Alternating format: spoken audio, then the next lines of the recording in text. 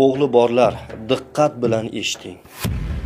Hurmatli otalar, ehtimol o'g'lingizga tengqurlarida bor qimmat telefon, qo'shni bola yegan tansiq taom yoki tengdoshlari kiygan qimmat libos olib bera olmassiz. Bu fojia emas. Halol mehnat qilyapsizmi? Tamom. U yog'idan qayg'urmang. Ammo siz qayg'uradigan va halovatingizni yo'qotadigan boshqa gap bor. O'g'lingizni zinhor va zinhor asalim va shakarim deb erkalamang. Arslonim deng, arslondek bo'lsin.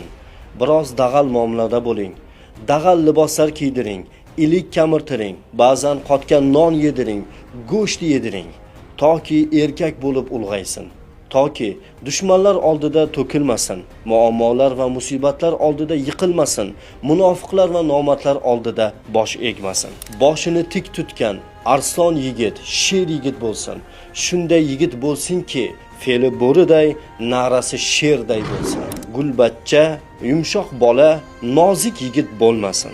Oilasini, zaiflarni, mazlumlarni, vatanini himoya qiladigan, so'zi ham, qo'li ham, aqli ham, tili ham, ilmi ham botir yigit bo'lsin. Zero o'g'il farzand sizning va vatanimizning yuzi, himoyachisi va or-nomusidir.